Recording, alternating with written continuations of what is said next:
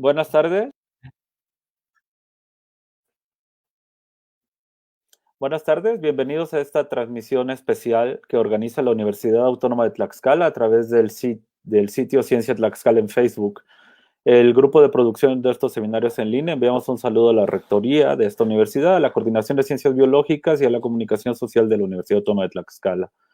En especial, saludos al entusiasta grupo de bellotas que se reúne en la Unidad de Atención Integral a la Mujer, así como a los estudiantes del posgrado en Ciencias Biológicas de la propia Universidad Autónoma de Tlaxcala. Y por supuesto, gracias a todos aquellos que nos siguen a través de esta red social.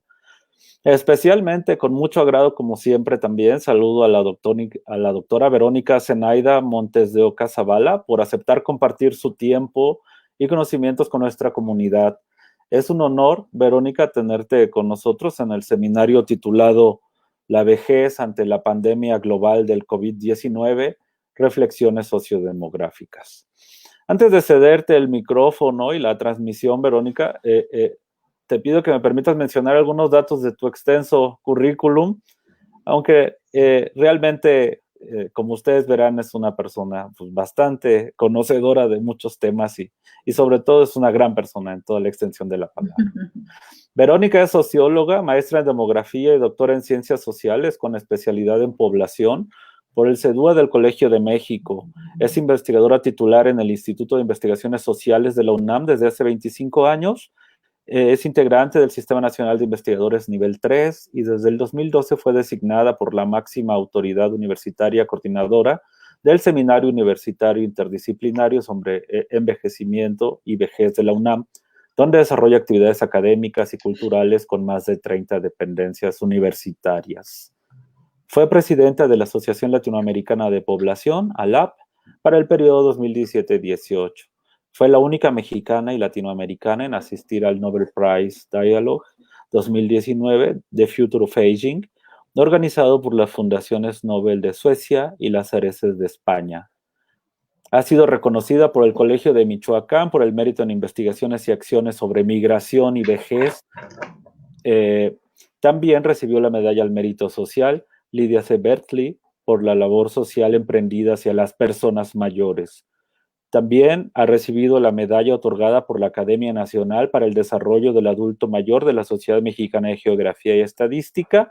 Y recientemente este año recibió el reconocimiento Sor Juana Inés de la Cruz por su trayectoria académica y contribución científica. A partir del 2009, representa a México en la Red Latinoamericana de Investigación en Envejecimiento, dirigida por el Oxford Institute of Population Aging en Reino Unido. Ella ha sido consultora en el Centro Latinoamericano de Demografía, el Banco Mundial y algunas otras instancias nacionales e internacionales. Como nos hemos dado cuenta en esta reseña, sus temas de interés son derechos humanos en personas mayores, redes de apoyo social, hogares y familias, impacto en la migración en el fenómeno del envejecimiento en México y los Estados Unidos con una perspectiva transnacional. El tema que escogió para compartir con todos nosotros el día de hoy es claramente de gran relevancia. Lo escucharemos primero y después, como hicimos en la sesión anterior, le pasaremos algunas de las preguntas que nos hagan llegar muy amablemente a través del chat en vivo que mantendremos en Facebook Live. Verónica, muchísimas gracias, es un placer, seguramente por la charla que nos darás y por la que ya tuvimos tras bambalinas. Muy bien, pues muchísimas gracias, Paco. Un saludo muy cariñoso a Margarita Martínez y a todas las bellotas hermosas, a ese hermoso estado de Tlaxcala. Y por supuesto, pues muchísimas gracias por la invitación a esta charla que realmente, pues uno no está totalmente preparado todavía para hablar del COVID-19 porque estamos realmente experimentando todo lo que esta pandemia nos ha traído. En cierta medida, nunca nos imaginamos vivir una situación así a nivel mundial y yo creo que no, jamás tampoco imaginamos que en todos los países del mundo la vejez y la situación de las personas mayores estuvieran en boca de todo el mundo, de todos los gobiernos, de todos los sistemas de salud frente a esta pandemia, ¿no? Entonces, realmente hay muchísimas cosas que reflexionar y yo nada más voy a hacer algunas reflexiones sociodemográficas, algunas cosas que han atravesado la reflexión en las últimas semanas, que iba a decir últimos meses, pero realmente hemos estado unas semanas en esto, tal vez unas 6 semanas, 7 semanas ya ahorita, y de confinamiento, y que realmente nos hace pensar muchísimas cosas. Así que, si me lo permites, vamos a comenzar, y agradezco totalmente la invitación.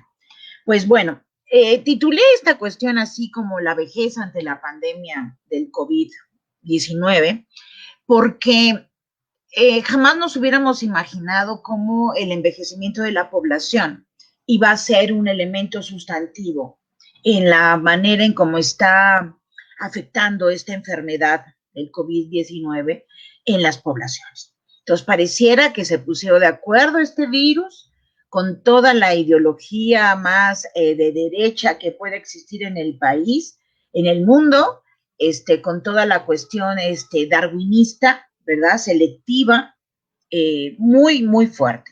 Mucho de lo que hemos avanzado en los últimos 20, 30 años en materia de derechos humanos, en materia de igualdad de género, en los temas de cuidados, en todos los temas de los servicios de salud y la democratización, la universalización de los temas de salud, se ponen a prueba en este momento. Y creo que estamos reprobando en muchas cosas. Así que yo preparé un intento de contenido, dando una visión un poquito de cómo vemos este fenómeno global, algunos datos lo más actualizados posible que pudimos obtener, los efectos que se ha tenido en el sistema de salud, sobre todo en función de los distintos modelos económicos que rigen algunos países, el perfil epidemiológico, que es una cuestión sumamente importante, y lo que nosotros hemos tratado de estudiar en las últimas décadas es todo el impacto que tiene la desigualdad social. Y curiosamente, yo tengo estudiando el tema de vejez y envejecimiento más o menos 29 años, ¿no? El otro día estábamos haciendo cuentas, y sí, son como 29 años más o menos, y siempre el tema que he tratado de vincular ha sido el de la desigualdad. Y sin querer, ha sido una lucha también con un modelo económico que desde los primeros años nosotros nos dimos cuenta que no era el más adecuado, porque incrementaba la pobreza, incrementaba la desigualdad y sobre todo incrementaba de alguna manera muchas formas de discriminación, porque el sistema económico del neoliberalismo se sostiene en la fragmentación social, ¿no? Entonces, todo eso lo hemos visto en los últimos años, y voy a tratar de hablar un poquito de eso. Y también, cómo ahora, con esta pandemia, se da también una reestigmatización de la vejez, ¿no? Una reestigmatización en todas las narrativas del sector médico, en todas las narrativas en la política, que merecen reflexionar, tomar mucha conciencia, porque las organizaciones de adultos mayores, de personas mayores en toda la región de América Latina, están muy preocupada por las formas nuevas en que se está generando discriminación y estigmatización, ¿no? Esto que también se le llama viejismo, ageísmo en Europa, ¿no? Entonces, que es muy importante.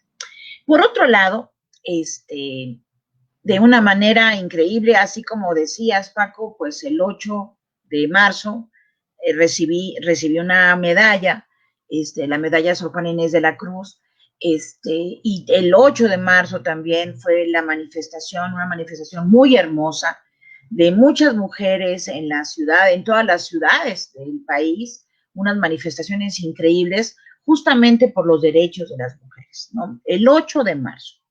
Y el 13 de marzo, 14, 15, empezamos el confinamiento, justo lo que nos hizo regresar, ¿no? Décadas atrás. Estábamos hablando hace un momento, Paco y yo, de Frankenstein, de Mary Shelley y de Mary Wollstonecraft, que es la mamá de Mary Shelley, quien es autora de Frankenstein.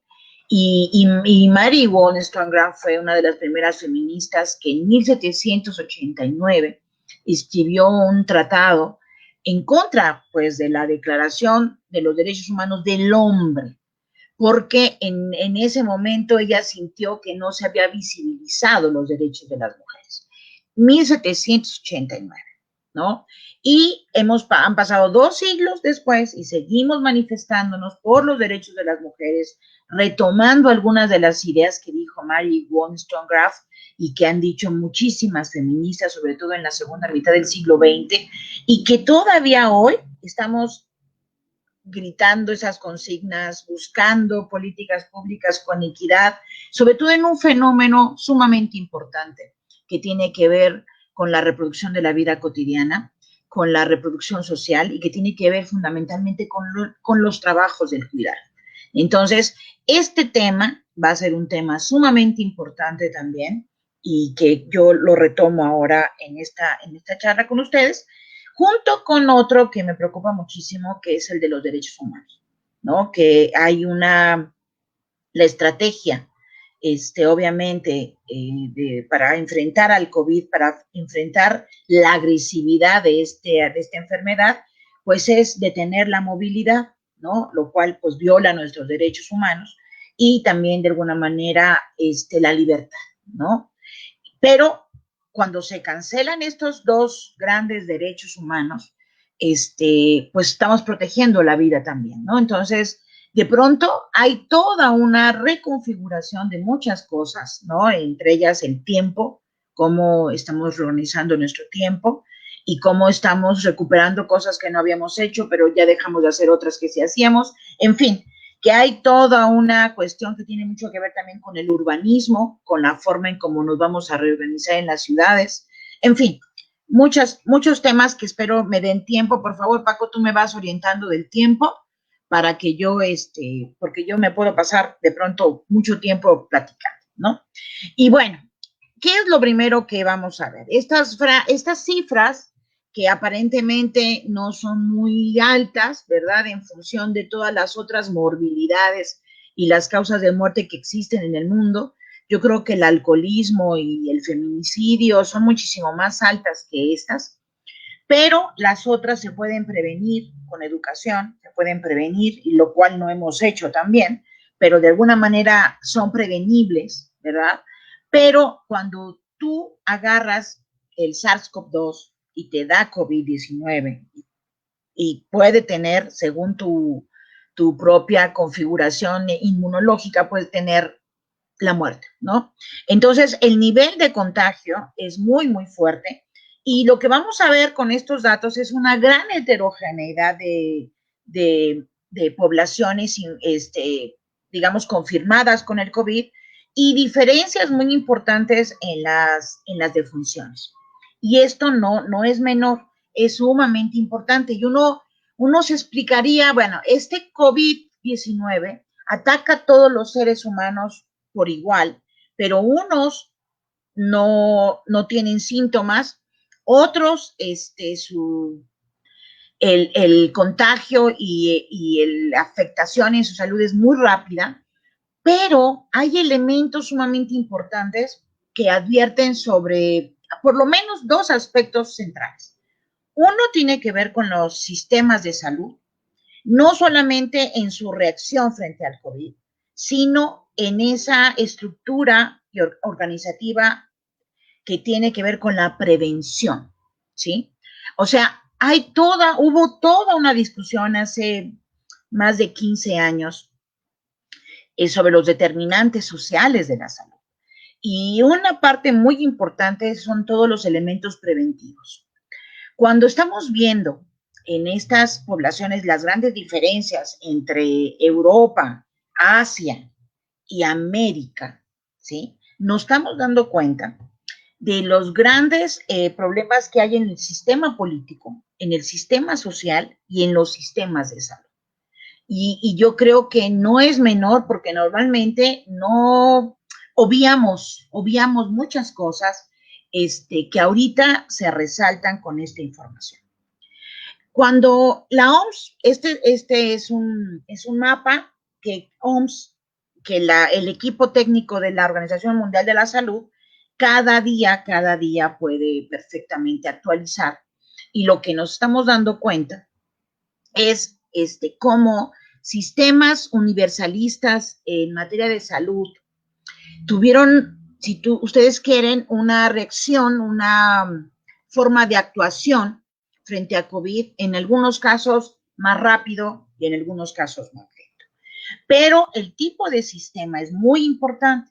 Italia, por ejemplo, vivió también muchas transformaciones en su sistema de salud y disminución del gasto, de la inversión en salud, de la inversión en la formación de recursos médicos, y eso mismo sucedió en otras partes del mundo. Cuando uno ve Europa, uno ve la heterogeneidad de los sistemas, ¿no? España, por ejemplo, que tiene una cobertura prácticamente universal y gratuita, Francia igualmente, Alemania, con el contraste de Italia, que disminuyó sus recursos hacia ese sector de la población. Y de pronto tú ves en el caso de América como uno de los países con mayor grado de privatización de los sistemas de salud, hoy en día es el que más está sufriendo por las muertes y por los contagios en Estados Unidos, además de la lentitud en la actuación que tuvo ese gobierno y obviamente en un sistema que no permite por la privatización misma, que no tiene, digamos, la filosofía, la actuación en materia de salud pública. Y esto es brutal porque lo que nos está diciendo con toda claridad esta experiencia del COVID es cómo los sistemas privados de atención a la salud no tienen defensa, digamos, en materia de derechos humanos y no están, digamos, capacitados para atender esto que está pasando. Ahora, en América, en Latinoamérica, ¿verdad? El caso de Brasil también llama mucho la atención, pero Brasil tiene una situación muy importante. Brasil tiene el Sistema Único de Salud, que durante muchos años, clicar, dices, ocultar la barra debajo de la presentación, ¿me comentas? A ver cuál es la barrita que me dices. Esta misma, yo creo, ¿no? Eso, perfecto. A ver si así se puede ver mejor. Entonces, de alguna manera, estos sistemas de salud, el Sistema Único de Salud, que es uno de los, el SUS, el famoso SUS en Brasil, es uno de los más importantes en América Latina por su cobertura. Ustedes imagínense cómo un país tan grande, casi 200 y cacho millones de habitantes, en las selvas, ¿verdad? Tienen que tener un sistema eficientísimo, ¿no? Yo hace 2 años estuve en la Fundación Fiocruz, Osvaldo Cruz, en la Fundación Osvaldo Cruz en Río de Janeiro, que es una de las principales fundaciones que trabajan para el Sistema Único de Salud para hacer vacunas para enfermedades que en esta geografía de Brasil pueden ser fundamentales para salvar vidas. Vacunas gratuitas, porque el sistema público de salud en Brasil es igualmente gratuito. Y en México sucede una cuestión muy interesante. Cambiamos de régimen, ¿verdad? Cambiamos digamos, de gobierno, de gestión gubernamental, y una de las áreas que ameritaban evidentemente muchísima atención era todo el sistema de salud mexicano. Yo ayer platicaba con una tía y le decía cómo yo hace 20 años, más o menos 20, 15 años, con un colega, con Carlos Belti, hicimos un artículo sobre cómo estaba desde hace 20 años disminuyendo la inversión en salud en nuestro país. Efecto que obviamente es lógico con todos la política neoliberal que comenzó desde Salinas de Gortari, incluso desde Miguel de la Madrid, disminuyendo la inversión en áreas estratégicas fundamentales. ¿Por qué? Y empezando a deteriorar los sistemas desde su interior, ¿verdad? Y esto con una lógica muy clara, que es empezar a privatizar los sistemas. Y esto por la presión de los grandes capitales en el mundo que han privatizado mucho los sistemas. Recuerden ustedes que también en Chile, cuando fue el golpe de Estado, las 2 reformas fundamentales que se hicieron en la época de Pinochet fue justamente la privatización del sistema de salud chileno y el régimen de pensiones. Entonces, los grandes capitales en el mundo, desde incluso en Estados Unidos, por ejemplo, en la época de Reagan, y también con Margaret Thatcher en Inglaterra, empezaron a disminuir el papel preponderante de regulación que tienen los estados-nación, que tienen los gobiernos, y empiezan a disminuir los presupuestos destinados a salvar vidas, como es el sistema de salud. Entonces es muy, muy importante todo esto, tener esta geopolítica de lo que pasa en nuestro planeta para entender estos efectos diferenciales que genera la pandemia de COVID y fundamentalmente ver a nivel macro, ¿verdad? A nivel macro, a nivel global, este efecto, pero también a nivel micro, como lo vamos a tratar de ver en la siguiente parte de esta charla. Bueno, son los datos igual mismo de la OMS, ¿verdad? Que están planteando la evolución, ¿verdad? La evolución de esta pandemia. Y como desde diciembre que nos enteramos, porque en México, al menos nosotros en familia estábamos comentando eso en la cena de Navidad y en la cena de Año Nuevo, esto que estaba sucediendo en China, y no lo veíamos con ninguna tranquilidad porque ya teníamos en México la experiencia de la influenza, del H1N1, y entonces estábamos así como con cuidadito. Luego, obviamente, cómo estaba esta parte en Asia-Pacífico, ¿verdad? Toda esta expansión del COVID y cómo se pasó a Europa fuertísimo, de una manera agresivísima, y fundamentalmente cómo se pasa a las Américas y a las otras partes del mundo, ¿no? Y desgraciadamente, todo ese tiempo fue más que suficiente, fíjense, como para tener estrategias en los servicios de salud en Estados Unidos, en Canadá, en muchas partes del mundo, pero que obviamente muchos gobiernos no pudieron instrumentar de manera correcta. Y cuando vemos en el caso de América Latina, algunos de estos datos, nos empiezan a dar cuenta de cómo algunos países tuvieron esta afectación. El país más afectado, por supuesto, es Brasil, en términos absolutos y en términos relativos, ¿verdad? Pero también, y no es menor, el caso de Ecuador.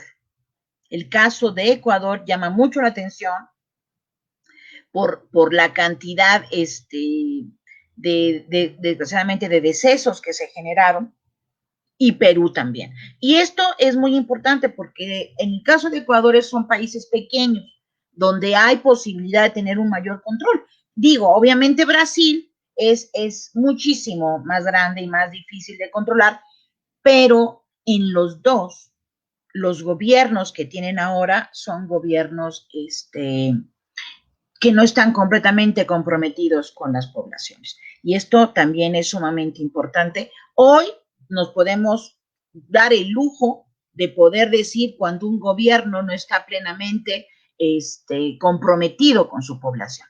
Y esto me parece que es sumamente importante porque son los presidentes que responden a los grandes intereses transnacionales, más que a los intereses nacionales, por desgracia. Entonces, esto deja ver con mucha claridad todo esto que está sucediendo, ¿no?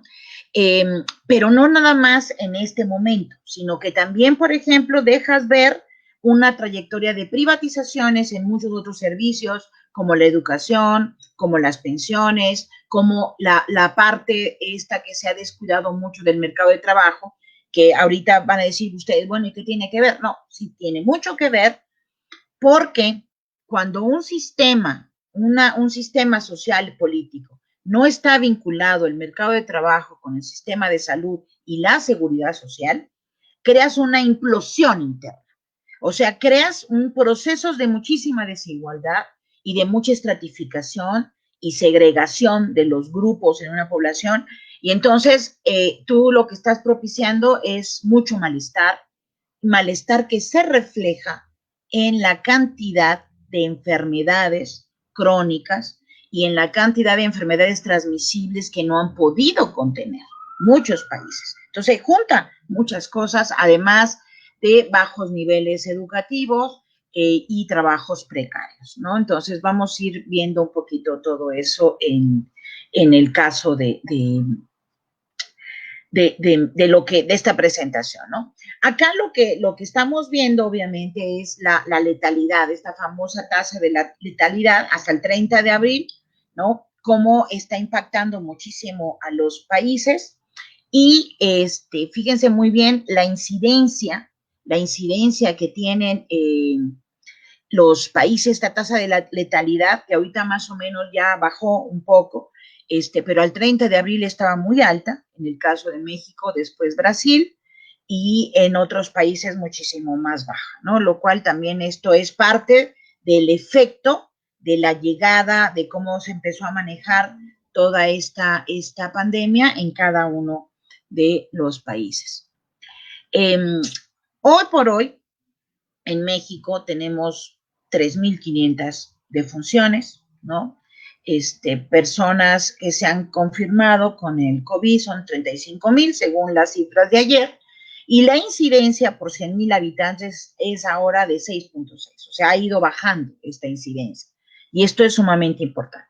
Pero, ¿qué nos empiezan a decir los datos? Y aquí es donde la sociodemografía como que empieza a alertarse, ¿no?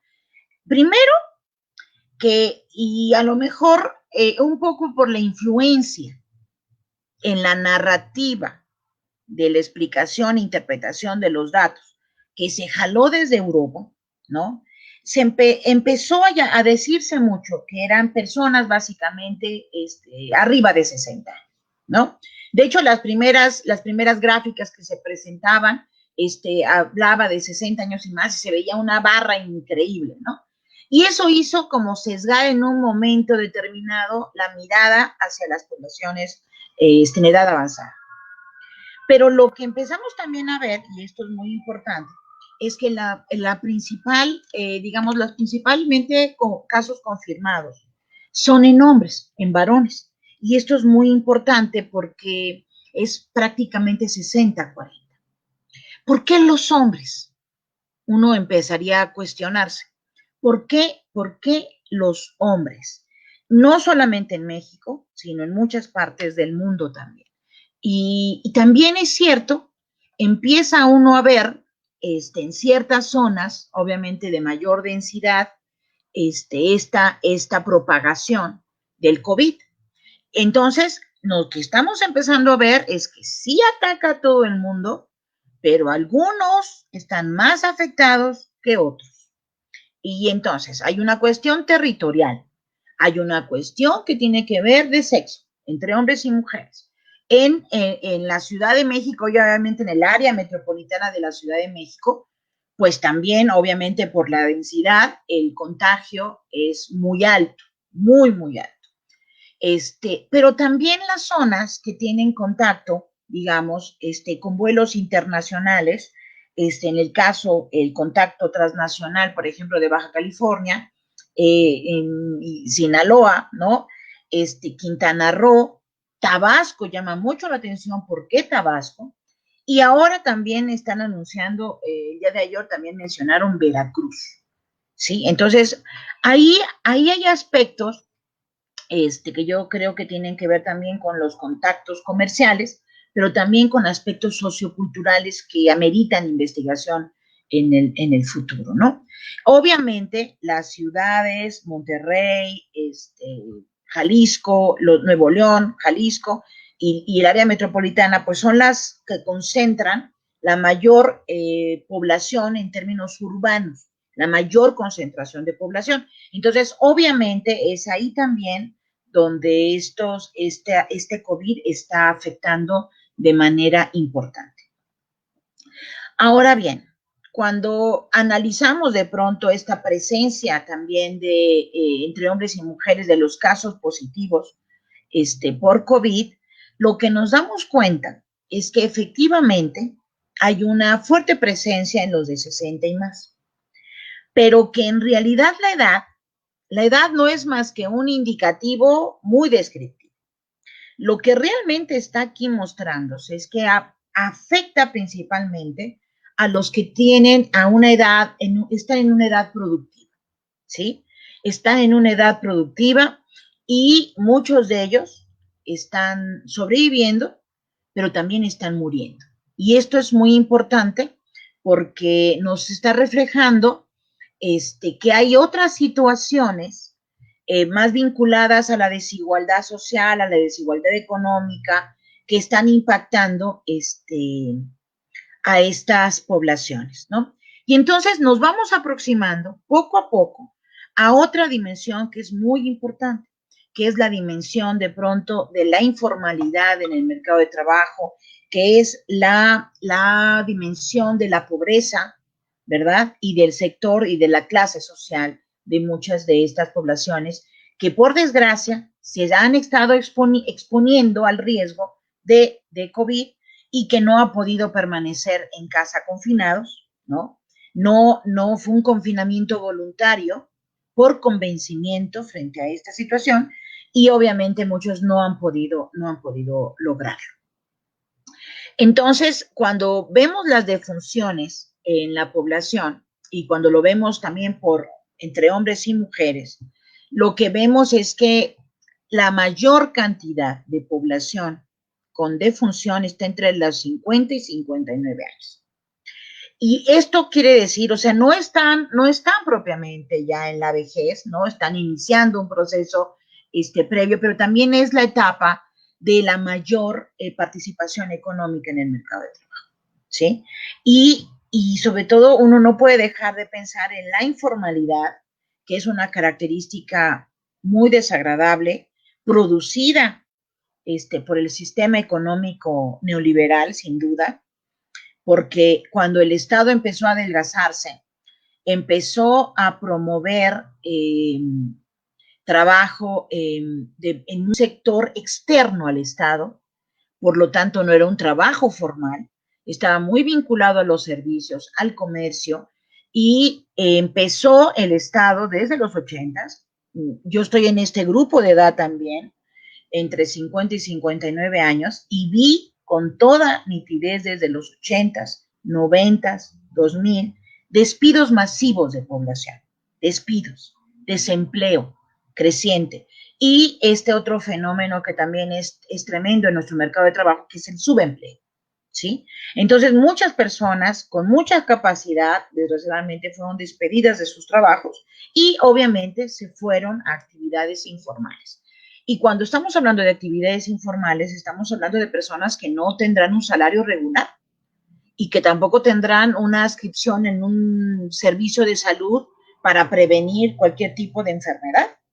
Y también estamos hablando de personas que seguramente no tendrán una pensión en el sistema, en los sistemas, en algún régimen de pensiones, porque son personas que pasan de un trabajo, de un tipo de actividad a otra. A veces están trabajando como consultores, a veces están trabajando de pronto en el comercio, pasan de un sector a otro, para poder sobrevivir. Entonces, lo que vemos es que sí hay una presencia muy fuerte, yo siento, de esta vulnerabilidad creada por un sistema económico y que ha generado que las personas vivan, ¿no? La gran mayoría de las personas, especialmente los hombres, por una condición de género, buscando recursos para cumplir con su papel de proveedor en ambientes que son muy hombres y mujeres, porque también las mujeres tienen un papel muy importante, justamente también por la condición de género, por ser madres y no tener de pronto un tiempo completo en algún lugar, porque también tienen que cuidar a sus hijos o cuidar a algún miembro de la familia, y a veces trabajan medio tiempo, a veces también trabajan en condiciones muy precarias. Entonces, hombres y mujeres están curiosamente en este gran grupo de edad, entre 40 a 49, 50 a 59, con alta letalidad del COVID-19, le sigue 60, 69, y como ustedes ven, o sea, no es completamente la narrativa hacia el envejecimiento, ¿sí? Es una narrativa para mí que tiene más que ver con la desigualdad en el mercado de trabajo.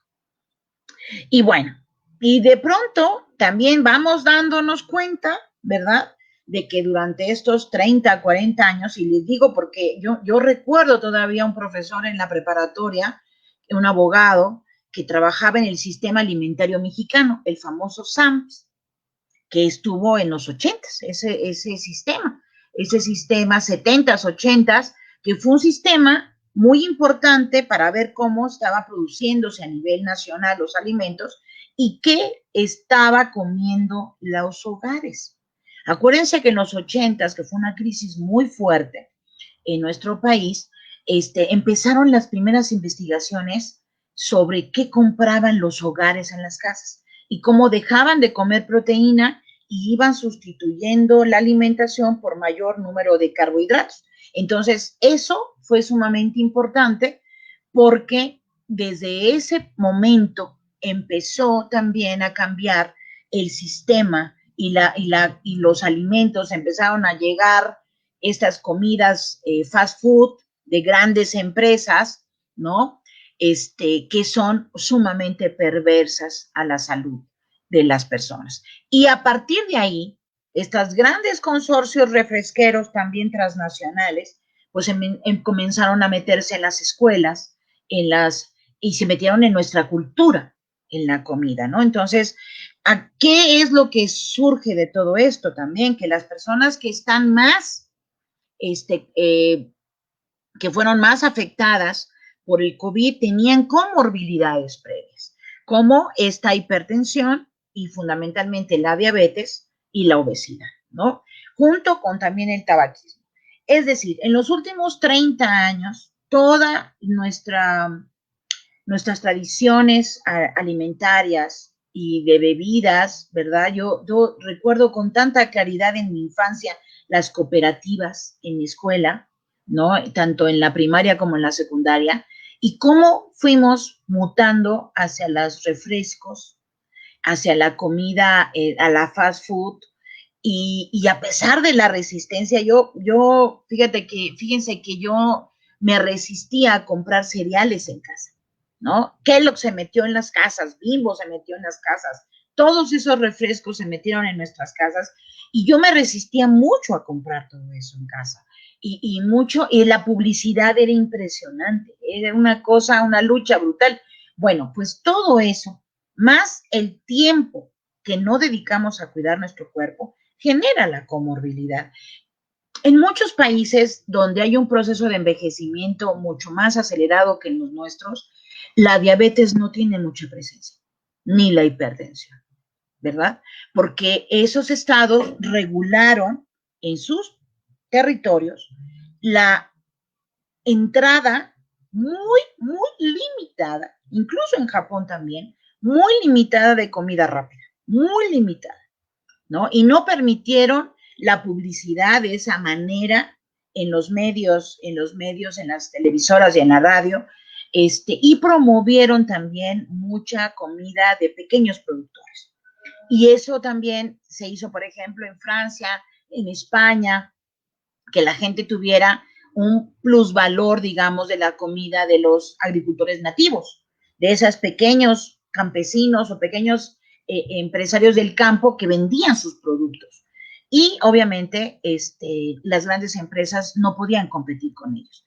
Entonces, a lo que voy es que los determinantes sociales de la salud, de la enfermedad y de la longevidad están directamente vinculados con la administración y la regulación que los estados hacen con estas grandes empresas transnacionales. Y no me cabe la menor duda que durante los últimos 30, 40 años en nuestro país, más o menos de mi infancia para acá, la entrada de todas, la desaparición de las cooperativas, por ejemplo, en las escuelas, el no etiquetado de los alimentos, el tratado de libre comercio que desapareció prácticamente al sector campesino en el país, están de la mano también de esos procesos de privatización del sistema neoliberal, sin duda alguna, ¿no? A mí me queda clarísimo que cada vez que consumimos cigarros o consumimos refrescos o que consumimos en comida rápida, estamos, por supuesto, votando por un sistema que deteriora nuestra salud. Entonces, me parece que eso es una de las cuestiones que tenemos que reformularnos muchísimo. Todo el tabaquismo, toda esta cuestión del tabaquismo esta falta de tiempo para el ejercicio, para el cuidado de nuestro cuerpo, sin duda es mucho relacionado con lo que ha provocado un sistema económico perverso.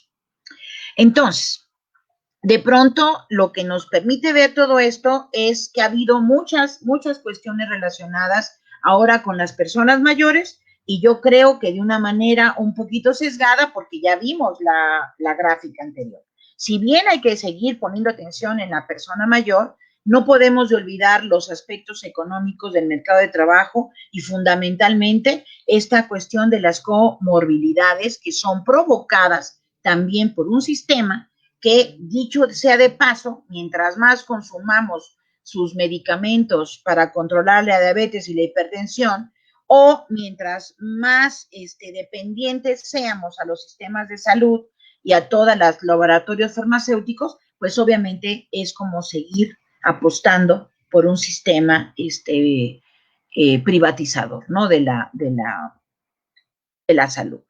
Y sin duda hay muchísimos aspectos que hay que retomar ahora, y yo creo que en el caso del gobierno mexicano, en mi apreciación y en función de cómo he observado, dejaron al sistema de salud, sin duda lo que han hecho es increíble, porque el 3 de enero, yo recuerdo claramente cómo el gobierno advirtió sobre esta pandemia, sin que todavía se dieran cuenta de cómo estaba en el mundo, y inmediatamente ya había una preocupación en el país, ya había una preocupación en el gobierno, y obviamente no podemos negar una coordinación impresionante entre el IMSS, el ISSSTE, la Secretaría de Relaciones Exteriores, la Secretaría de la Economía, por supuesto la Secretaría del Trabajo. O sea, hay una coordinación que si esto hubiera sido con la misma lógica con la que se trabajó la influenza o todos los demás padecimientos posteriores, estaríamos ahorita de verdad peor que no quiero imaginarlo, ni siquiera quiero mencionarlo, no lo quiero ni pensar. Entonces, para mí sí ha habido un aspecto muy importante en la atención que ha tenido este gobierno, y sobre todo su mirada crítica, ¿no? Yo todavía pondría un mayor énfasis en muchos aspectos, pero sin duda pensar la enfermedad de las poblaciones como un vínculo sobre la mala alimentación, la malnutrición que tiene el mexicano, ¿no? Nuestra ausencia, digamos, la falta de soberanía alimentaria que tenemos en el país, ¿no? Que fue lo primero que se trató de atacar con el programa de Sembrando Vida. Hay que cambiar muchos hábitos, y eso todavía tiene mucho que ver con la parte cultural y educativa de nuestra población, pero que creo que en este momento podemos todavía retomar, podemos sobre todo reflexionar muchísimo sobre la forma en que estamos comiendo en casa, porque ahora tenemos, bueno, que cocinar, ¿verdad? Tenemos que atender, no podemos salir, no podemos comprar más que los insumos alimenticios para prepararlos con mucho cuidado en nuestras casas. Entonces, eso ya nos hace pensar de alguna manera en prevenir la salud y prevenir, no podemos ni enfermarnos del estómago en lo más mínimo para no ir a las clínicas tampoco, porque sabemos que pueden ser focos de infección. Entonces, por eso el quédate en casa es sumamente importante para inhibir cualquier posibilidad de riesgo y tratar de hacer, ahora sí que volver a los aspectos de autoconsumo, ¿no? De tratar de no visitar los centros comerciales,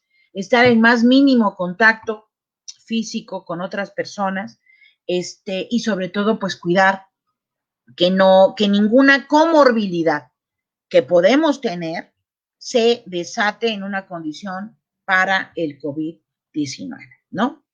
Y entonces hay grupos específicos en la población que hoy, gracias tal vez a este COVID, estamos viendo, ¿no? Personas que viven en situación de desventaja económica, personas que están viviendo en hacinamiento en los hogares, personas que estamos en estas ciudades con millones y millones de habitantes, ¿verdad?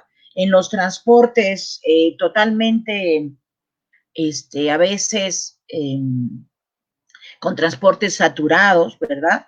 y nos permite ver también el grado de disciplina que tienen muchas ciudades, también eso es importante, y los efectos que tiene este COVID.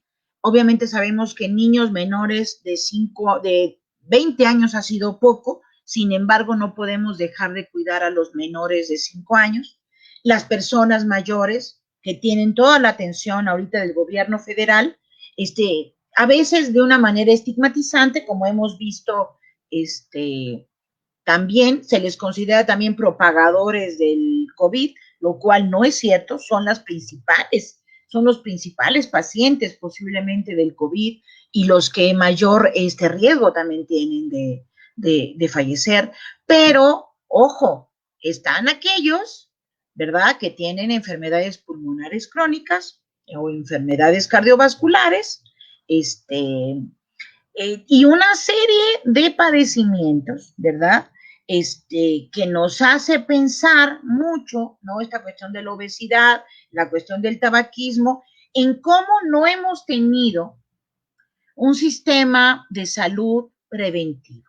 Y no lo digo de un año para acá, lo digo de 30 años atrás, ¿verdad? No hemos tenido la cobertura universal en materia de salud que hubiéramos deseado, aunque nos inventaran el famoso seguro popular, sabemos que eran absolutamente falsedades, ya lo decían algunos médicos también de la Facultad de Medicina, creo que fue el doctor Durán, si mal no recuerdo, que decía, ¿cómo va a haber cobertura universal con el seguro popular si eran la misma cantidad de hospitales y la misma cantidad de médicos? Era imposible. Si teníamos el 50% de cobertura, pues tendríamos que tener el 100% de cobertura para tener cobertura universal, pero en los mismos sistemas de salud eran igual, en la misma proporción, muy bajos. O sea, tendríamos que haber creado el doble de hospitales y formado el doble de personal en salud, fíjense. Y esto también es muy importante. Muchos de los formados por los sistemas educativos públicos se van a trabajar a los sistemas privados, ¿verdad? Porque pues ganan más, ¿verdad? Y porque esos sistemas de salud privados sí están creciendo en proporción. Entonces pareciera que los sistemas públicos gubernamentales se van reduciendo mientras se va expandiendo el sistema privado de atención a la salud, mucho más costoso, ¿verdad? Y que no cubre completamente todos los padecimientos que tenemos como población, y que ustedes se dan cuenta, este tipo de padecimientos en etapas tempranas de la vida, pues amerita una atención directamente relacionada con tratamientos preventivos, con cambios en los estilos de vida y sobre todo en los estilos, en lo que estamos consumiendo como personas que vivimos en esta ciudad. Entonces, fíjense, aquí hay una cosa muy interesante. Toda esta información que de pronto nos llega y nos está de alguna manera, nos están informando todos los días, ¿no? Ya es cansado para nosotros, imagínense cómo será para ellos, los que nos presentan la información todos los días, los técnicos, la gente que está recopilando la información de las bases, mostrándola con gráficas para que sea más didáctica, toda esa información, ¿verdad? Es muy valiosa, nos permite reflexionar sobre muchas cosas. A mí en lo personal, creo que un área que me apasiona es ver los sistemas de salud en su nivel organizativo, social, ¿no? Alguien hace muchos años encontró la tesis de Salvador Allende, este médico que fue asesinado por Pinochet en 1973 en Chile, cuando vivió el golpe de Estado en el Palacio de la Moneda en Santiago. Y él encontró la tesis, este sociólogo médico, Howard Weskin, encontró la tesis de Salvador Allende en la CIA, en los archivos secretos de la CIA en Estados Unidos. Y en esa tesis de licenciatura en medicina, Salvador Allende advertía que cuando los médicos, fundamentalmente los médicos, trabajan en el sector público y luego en la tarde en el sector privado, o básicamente aquellos que egresan de universidades públicas se pasan al sector privado, son formas de privatización. Son formas de privatización. Y a mí siempre me ha llamado la atención como muchos directivos, ¿verdad? Mucha gente que trabaja de funcionarios en el gobierno de México, siguen trabajando y dando consultas privadas. A mí siempre me impresiona eso, ¿verdad? Porque yo no entiendo cómo pueden estar en dos sistemas y cómo algunas veces hasta nos invitan a mejor verlos en su consultorio privado más que en el consultorio del IMSS o del ISSSTE o de cualquiera de nuestros sistemas públicos. Entonces, obviamente, todo eso tiene que modificarse rotundamente y ya lo hemos visto incluso con la compra de aditamentos, de todos los suministros, que ya no pasan por intermediarios, sino se compran directamente, ¿no? Ahí el secretario de Relaciones Exteriores fue impresionante, la verdad, boquiabierto nos ha dejado a todos, pero obviamente tenemos que pensar muchísimo más en la cuestión educativa y realmente integrar este sector económico alimentario y en la prevención de la salud, porque no es solamente con el COVID-19, sino con muchas enfermedades, muchas neoplasias, mucha diabetes, que está restando calidad de vida a las poblaciones y no nos merecemos eso. No nos merecemos vivir esa desigualdad en materia de información correcta sobre lo que estamos consumiendo. Y entonces, ahora voy a pasar a 4 áreas que me parecen fundamentales y que son respuesta de lo que el COVID me ha permitido reflexionar a mí y a muchos colegas, a los que agradezco también los intercambios previos. Y tiene básicamente que ver cómo el COVID ha desnudado la desigualdad que habíamos normalizado en nuestra vida.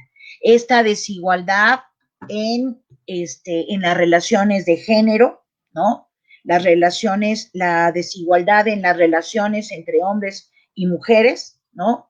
Cómo nos ha permitido ver nuestra participación en el mercado de trabajo, pero también las formas en que estamos de alguna manera viviendo la disparidad y la desventaja normalizada entre lo que somos, entre lo que hacemos y en lo que tenemos, entre hombres y mujeres. Y entonces, esta perspectiva de género nos permite ver que las actividades remuneradas de las mujeres y también las no remuneradas están en franca desventaja, así como el acceso a los servicios médicos en desventaja, el régimen de pensiones en desventaja, los hombres y las mujeres sin duda, pero más las mujeres, ¿no? Entonces hay una serie de aspectos incluso relacionados con las tareas domésticas, que ahora también lo vemos con toda claridad, con las tareas de cuidado entre hombres y mujeres, y que tiene que ver con todo este gran mundo de la reproducción cotidiana. Entonces, también eso nos permite ver este confinamiento y esta estrategia ante el COVID, nos permite ver todas esas desigualdades de género, ¿no? Y algo que todos los datos lo muestran, son las condiciones precarias que viven fundamentalmente las mujeres, pero también muchos hombres, quiero decirles, ¿eh? Y también a ellos no los mencionamos normalmente, pero también es un área de mucha precariedad, en las que ellos también desde los 80s se vieron sometidos a todo un proceso de transformación, de devaluación del valor de su fuerza de trabajo en la economía. Y por eso muchas mujeres desde los 80s tuvieron que también salir a trabajar, a realizar actividades remuneradas para poder compensar lo que los hombres estaban perdiendo en el mercado de trabajo. Recuerden ustedes que hasta los 60, 70, el salario de un jefe de familia podía alcanzar para mantener a toda la familia. Con el sistema neoliberal se va perdiendo el poder adquisitivo de una manera increíble, muy rápida. Llega la crisis de la década perdida de los 80, que yo también, todo esto tiene que ver también con mi propio curso de vida, y uno va tomando conciencia de lo que uno vivió, y cómo los varones fueron perdiendo su poder, digamos, como jefes de hogar, porque su dinero ya no alcanzaba. Las mujeres tuvieron que entrar al mercado de trabajo, y entonces muchos niños se quedaban encerrados en sus casas, Mi primer servicio social y se fue un poquito viendo y apoyando como socióloga a las esposas de los funcionarios, de los secretarios de Estado, para poder entrar y ver en las comunidades, en los barrios, cómo estaban los niños encerrados en sus casas, porque las mamás tenían que salir a trabajar, no había guarderías suficientes, ni nadie se previó cómo ellas salieron a conseguir recursos extras, ¿verdad? Entonces, las mujeres desde ese momento empezaron a tener muchísimas actividades dentro y fuera del hogar, buscando ayudar a este mantenimiento de sus hijos, en quehaceres domésticos, en actividades de cuidado, que obviamente fueron centrales junto con sus actividades tradicionales.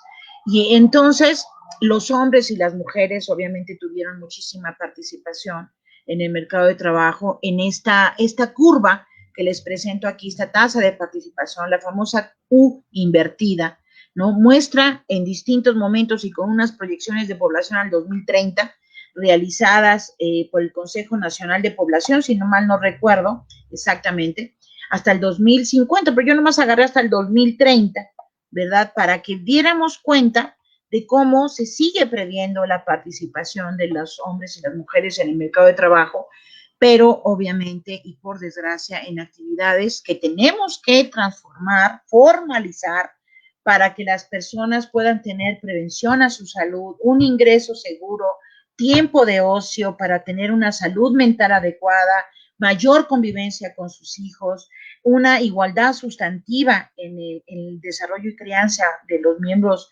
de pequeños en la familia y sobre todo en la distribución de las tareas de reproducción cotidiana, que son las áreas principales de pronto que hay que ir pensando en ello, ¿no?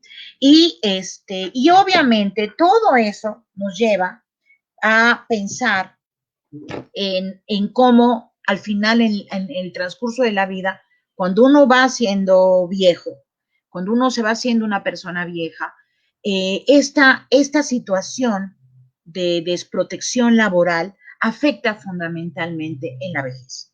Y lo afecta no nada más en el momento en que cumplimos 60 años, sino lo va afectando paulatinamente, como ya vimos con estas estadísticas de las afectaciones de enfermedades, de cánceres, de todo este perfil epidemiológico que se va produciendo en las últimas décadas y que aquí cuando vemos este dato, fíjense nada más, en el 2013, 45% de la PEA no estaba cubierta por ningún plan de retiro.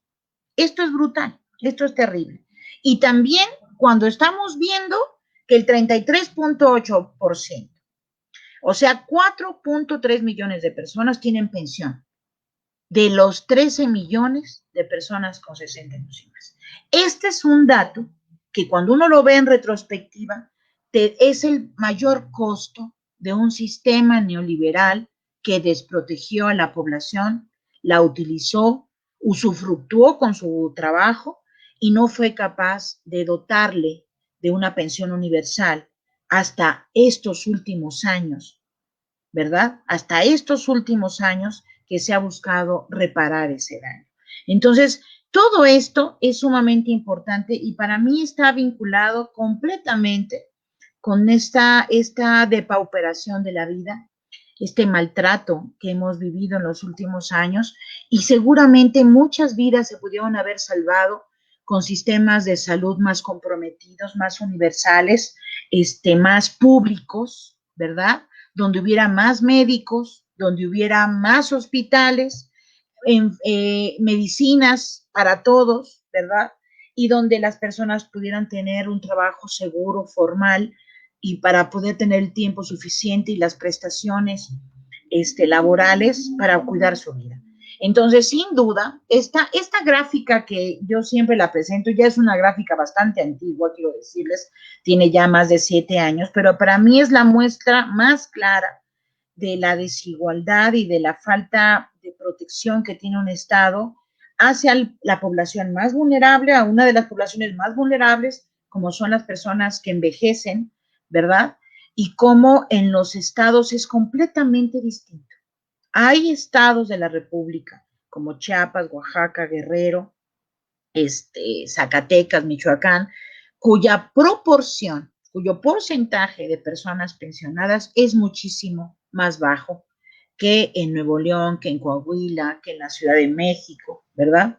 Y aquí es donde tú te das cuenta cómo la seguridad social no llegó porque comenzó el Estado a adelgazarse, comenzó el Estado a tener omisiones en la regulación y sobre todo esto sin duda afecta completamente a la población que hoy en día sabemos que puede estar contagiándose no nada más de COVID, de cualquier otro tipo de enfermedad y puede morir cuando nuestra esperanza de vida siga aumentando.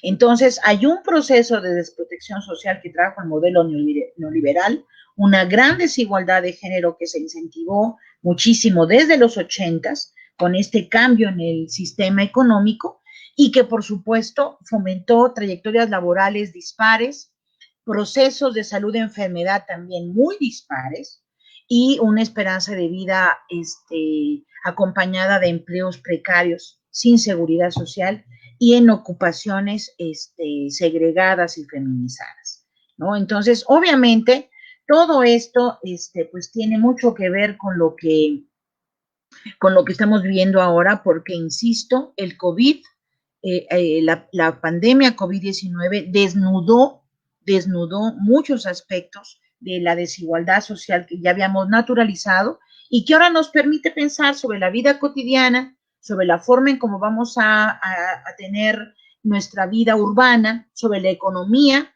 Vienen procesos muy, muy fuertes de recuperación económica y sobre todo también nos hace mucho pensar sobre los derechos humanos, la movilidad, cómo vamos a regresar a esta normalidad sabiendo que corremos riesgos, que no hay una vacuna, no hay tratamientos seguros, cómo vamos a seguir con nuestras actividades de cuidado personal, de autocuidado, pero también de cuidado hacia otros miembros de la familia, cómo vamos a distribuir el trabajo de los cuidados, qué va a pasar en el mundo geopolíticamente, qué va a pasar, digamos, con los gobiernos más de derecha y más progresistas. De pronto yo creo que ahora hay países que se vuelven terriblemente inseguros para que uno los visite y hay países en los que uno definitivamente no pisará, sencillamente porque sus sistemas son privados y no podemos ni enfermarnos ahí. Entonces, viene muy complejo, muy, muy complejo este panorama y yo creo que hoy más que nunca tenemos que pensar la vejez y nuestro envejecimiento en este contexto. Y aquí termino.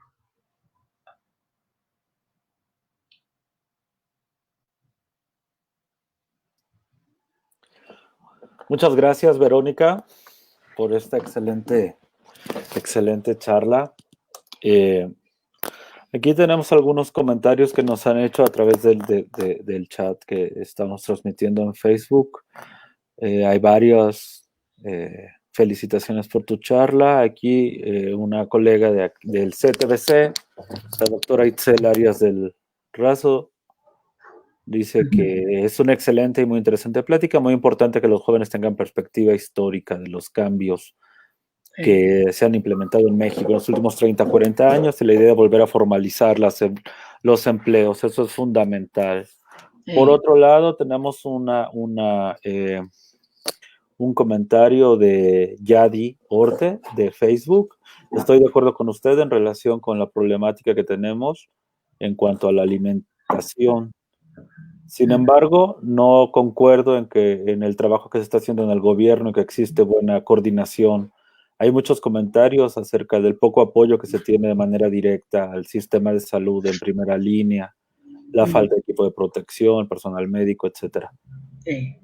Y también hace un comentario acerca de la afirmación de que si los protocolos actuales se hubieran aplicado al 2009, habría habido resultados diferentes. No sé si tengas algún comentario al respecto.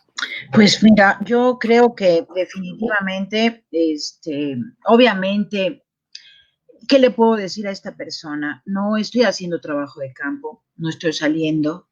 Todo lo que veo es lo que estoy leyendo y lo que veo en redes.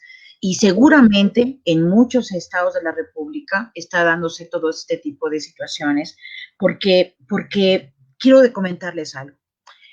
La forma en cómo esta desigualdad acumulada y estas formas ¿cómo expresarlo? Estas formas en que nos acostumbramos a trabajar en los últimos 30 años en los sistemas de salud, el maltrato como paciente que recibíamos, estas formas de negligencia institucionalizada, ¿verdad? Pareciera que es muy difícil cambiarlas en 1 o 2 años. Es muy difícil cambiar en 1 o 2 años. Yo por lo que veo, la verdad hay muchas cosas que yo me imaginaba que se podían hacer y hoy no voy a mentir, las estoy viendo, ¿no? A mí me preocupaba mucho cuando mi padre estaba enfermo, el abastecimiento de los medicamentos contra el cáncer y lo difícil que fue en algún momento conseguir todo eso y cómo él no tuvo prevención hacia sus enfermedades, porque siempre trabajó por cuenta propia y siempre tuvo que ir a espacios privados para atenderse.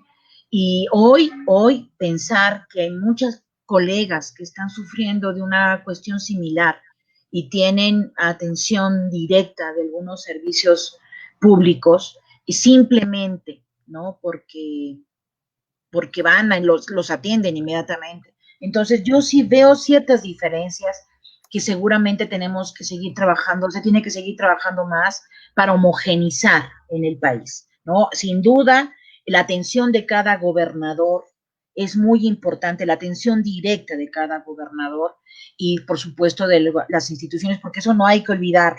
Yo estoy hablando del gobierno federal a nivel nacional, pero en cada entidad pues es su coto de poder y son sus mecanismos que cada gobernador tiene y por supuesto habrá seguramente muchísimas diferencias, ¿no? Claro.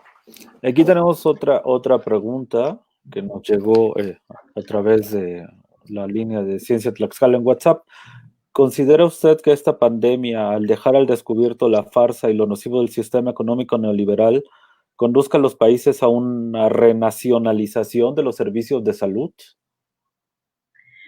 No sé si, no creo, sinceramente, por ejemplo, en el caso de Estados Unidos, los que gobiernan en esos países son justamente esos capitales transnacionales. Entonces, sin duda, no creo que vaya a haber un retroceso, por desgracia, para la población norteamericana. Ya lo intentó Hillary Clinton en algún momento y casi pierden todo prácticamente, ¿no? Es una cosa brutal. Así que no creo, esos poderes, esos capitales son tan poderosos que recuerden, pueden tirar a un presidente y pueden hacer un golpe de Estado. Así pasó en Chile. Entonces, es demasiada la ambición, es demasiado el interés. Lo que yo sí creo es que muchos países van a crear formatos mixtos, tienen que crear formatos mixtos de atención también en materia de salud pública. Algunos que estudiaron salud pública, en realidad a veces hacen salud privada, ¿eh? Entonces no olviden eso, pero porque sucede y hemos tenido secretarios de salud que estudiaron salud pública, pero hicieron todo para privatizar. Entonces, de pronto hay que tener mucho cuidado en cómo es este proceso. Yo no le llamaría nacionalización, simplemente yo creo que hay que supervisar más y hay que saber cómo se están comprando los insumos, hay que ver, hay que meterse a las entrañas del sistema y vamos también a tener que cambiar también la mentalidad de mucho del sector médico, sin duda. Acuérdense que gran parte de los profesionales de la salud, casi en un 70% son mujeres, entonces también ahí tenemos que tener cambios en la perspectiva de género importantes, ¿no? Porque son heroínas y héroes los que están ahorita trabajando sin duda, pero hay también adentro mucha perspectiva de desigualdad de género brutal, ¿eh? Entonces yo también aplicaría ahí esta misma mirada de desigualdad que hay que cambiar fíjense, desde la enseñanza de la propia carrera de medicina. Ahí también se ve muchísima discriminación hacia las mujeres y pareciera una carrera de élite, ¿no? De élite. Y yo pienso que no, ¿no? Yo creo que tenemos que cambiar muchas cosas ahí. Claro, quizá en este mismo contexto, acerca de estos, quizá, consecuencias de los sistemas económicos, José Ramón Eguíbar, un amigo y excelente colega de la Benemérita Universidad de Puebla, él nos sigue en Facebook, gracias Ramón, pregunta, ¿qué rol jugó el populismo de López Portillo y Echeverría? Por eso supongo que es en este mismo contexto, ¿no? Sí, sí, sí. Fíjate que yo nunca los consideré populistas, ¿no? ¿Ah, no? Yo, no, no, no. En realidad fueron un instrumento, es como Reagan. Reagan también puede haberse considerado populista, Bueno, sí. ¿no? Porque era un actor, ¿no? Era un actor bastante popular y bastante populista. Yo no los considero populistas. Yo realmente creo que gran parte de esta como ¿cómo se puede decir? Actuación de los sistemas para infiltrar personas en los gobiernos carismáticos, ¿no? Podían llorar en el escenario, ¿no? O considerarse populistas, como el caso de Luis Echeverría. Fíjense que yo alguna vez tuve la oportunidad de platicar con Víctor Urquidi. No sé si ustedes tengan conocimiento, profesor Víctor Urquidi, pues fue uno de los fundadores del Centro de Demografía y de Economía del Colegio de México, fue su secretario académico durante muchos años, un hombre muy brillante, muy crítico, y yo una vez en una reunión le pregunté, a ver, profesor, ¿quién fue para usted el peor presidente que hemos tenido? ¿No? Y fíjate lo que a mí me sorprendió muchísimo, porque él dijo que el peor de todos había sido Luis Echeverría. Y fue donde, entonces yo empecé también a pensar, claro, yo era una niña en ese entonces, una chamaca, y me acordé tanto de la pérdida de trabajo de mi familia, de la devaluación del peso, de tantos procesos entonces yo no lo considero populista, yo la verdad lo considero, recuerden que el neoliberalismo no surge nada más con Salinas de Gortari, surge desde antes, ¿no? La guerra sucia de nuestro país en los 60s está muy relacionado con la guerra contra todo lo que pareciera popular, comunista, en todo el mundo, no nada más en México, sino en toda América Latina. Entonces, para mí fueron instrumentos del mismo sistema. O sea, el populismo, yo no le tengo ningún terror al populismo, ¿no? Porque no hemos visto aquí en México todavía ningún gobierno populista realmente, pero para mí son instrumentos fantasmagóricos, digamos, chistosos del sistema para tranquilizar a las masas en el proceso neoliberal. O sea, insisto, Reagan yo creo que fue uno de los más populistas que hubo y todos los cambios más brutales en el sistema alimentario y de salud en Estados Unidos se hicieron en ese periodo. Entonces, no sé, la verdad que no sé cómo conceptualiza el populismo, que habría que también ver eso, pero creo que además son conceptos que se utilizan en la política como para empezar a estigmatizar, hay que ver más a fondo, ¿no? Y te digo, Luis Echeverría a mí me sorprendió, yo pensé que iba a decir Díaz Ordaz, por ejemplo, ¿no? Y no dijo Díaz Ordaz, dijo Luis Echeverría. Y platicando ya con él más a fondo, me dio algunos elementos que yo creo que son muy pertinentes. Después, en eso, yo creo que fue en la época, donde yo le pregunté, eso fue en la época de Cedillo. Y yo creo que cada presidente tuvo su buen caudo de cuestiones extrañas, nada populistas, por cierto, dañinas en la vida política y la vida pública de nuestro país. Recuerden, Salinas de Gortari vendió cerca de 3.500 empresas nacionales, ¿no? Cedillo nos regaló el Fobaproa que no terminamos de pagar y desde el que yo en ese momento también hice mucho ruido porque afectaba muchísimo al país y a las siguientes generaciones. O sea, ha habido cantidad de cosas que ahora que lo cuento todo pareciera como que me lo aprendí ayer, ¿no? Pero no, es que yo misma he estado reflexionando desde ayer que recordábamos a mi padre con mis hermanos y mi familia, ¿no? Y que empiezas a recordar los eventos, por qué tenemos que empezar a trabajar más chiquillos, por qué no pudo estudiar mi hermano, o sea, todos estos procesos históricos que nos afectan en la vida cotidiana, ¿no? Y como algunitas salimos ahí, como mamá tuvo que empezar a trabajar también y lo ligas con las estadísticas de los 80s, no, o sea, muchas cosas, como yo vivía, como en las escuelas había cooperativas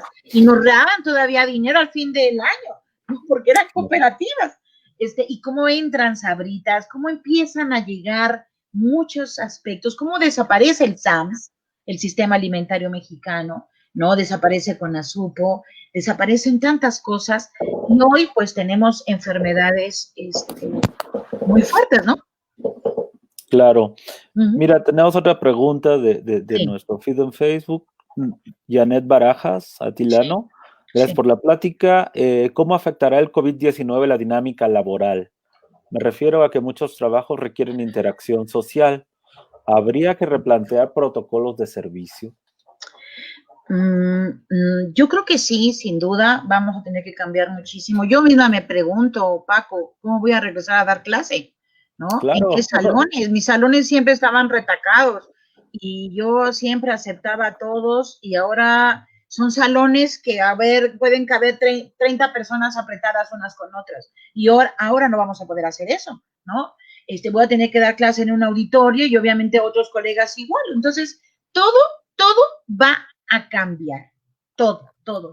De hecho, yo estoy pensando continuar en línea durante un buen rato. Sí.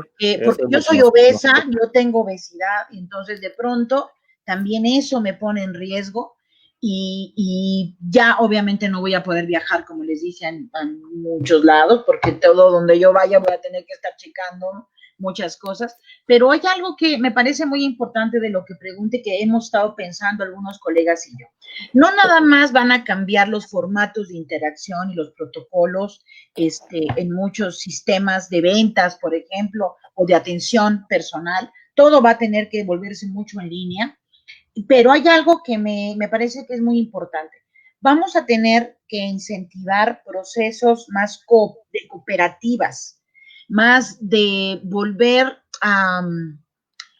se le podía llamar de economía primitiva, pero en realidad es economía primigenia de pronto, de acciones más enfocadas a pequeños productores, a pequeñas empresas, a empresas locales, para poder de alguna manera equilibrar la gran fuerza que van a tener muchísimas transnacionales. Estas tiendas departamentales, estas grandes empresas productoras, tenemos ahora que empezar como los europeos, a comprar a nivel local, a comprar a los pequeños productores, a los agricultores nativos, sin intermediarios, tratar de que podamos incidir lo más posible en aminorar el impacto que va a tener esto en la economía, viendo hacia pequeños productores, pequeños empresarios, tratar de tener mucho juicio como consumidores de estos servicios. Porque si seguimos fomentando el enriquecimiento de estas grandes corporaciones, refresqueras, tiendas y demás, en contraposición de nuestra propia población, de la población que realmente la está pasando más mal, no estamos teniendo incidencia realmente nosotros. Entonces vamos a tener que regresar a muchas cosas, fíjate, a cuestiones, por ejemplo, más valoradas hechas a mano por alguien, no comprado por la maquila, no sé, pensar en otras formas distintas. Es incluso pensar como en los 80s, se trató 70s, 80s, de ser más de autoconsumo también, pero de un autoconsumo local, ¿no? Más de la comunidad, ¿no? Más de la comunidad. Entonces, sí, vamos a tener que reformular muchísimas cosas. Claro, sí, no, yo concuerdo contigo que hay que replantear esto, incluso lo de la vuelta a las aulas y muchos de los esquemas, ¿no? Incluso cuáles actividades van a ser prioritarias y quizá considerar de manera muy importante esto de poder hacer pues un trabajo más local. Al principio, has visto, ahora en Italia también están apostando mucho por el turismo local, tan local que están recuperando los promocionales de los años 20.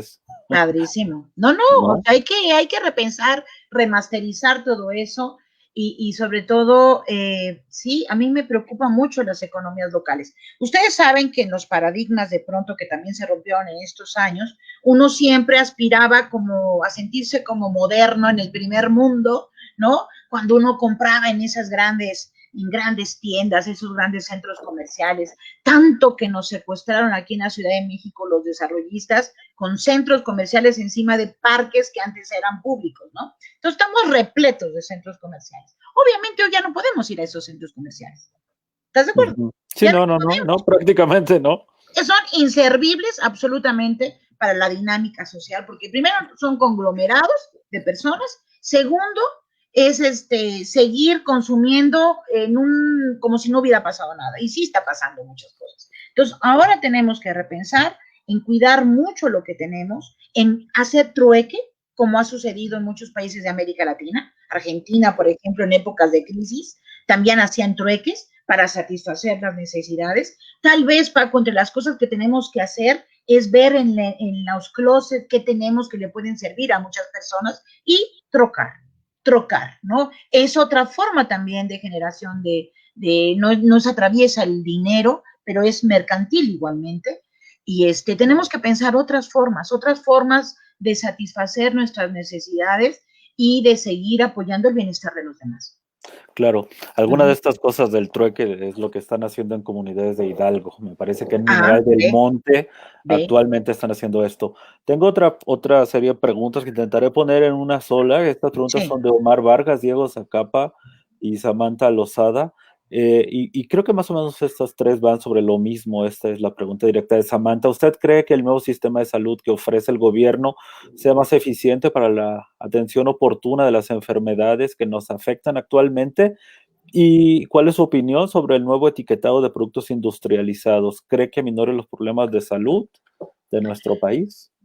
Bueno, el etiquetado es una partecita de todo lo que hay que modificar. A mí me parece que es genial que pongan lo que estamos consumiendo yo me acuerdo que todo eso yo lo revisaba mucho con los cereales famosos que les digo que yo me resistía a comprar, porque mi hijo tenía dermatitis. Entonces, claro. cualquier color de estos colores, me acuerdo que el morado y el naranja eran terribles, le afectaban muchísimo. Entonces, obviamente uno en esos procesos de cuidado que uno realiza en cara, que son invisibles a veces a los ojos del compañero con el que vives y del resto de los miembros de la familia, pues uno va checando y era muy difícil tener información de lo que estábamos comiendo, muy difícil, ¿no? Y de pronto a mí el etiquetado me parece sensacional, pero tiene que ir acompañado de una verdadera concientización de que lo que comemos, esto cuando hago trabajo de campo, cuando hacía trabajo de campo realmente en las comunidades, de pronto la gente siempre me lo decía. Es que la medicina, señora, la medicina, profesora, es lo que uno come. Ahí está la medicina. Entonces yo cultivo, y fíjate, no es de risa, de verdad que vamos a tener que hacer huertos ya, Paco.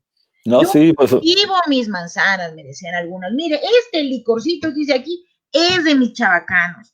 Y entonces, y yo desgrano el maíz y hago mis tortillas. Entonces, de pronto decías, wow, deliciosos alimentos maravillosos, con agua pura, con el cuidado personal de esta mujer, de estas personas.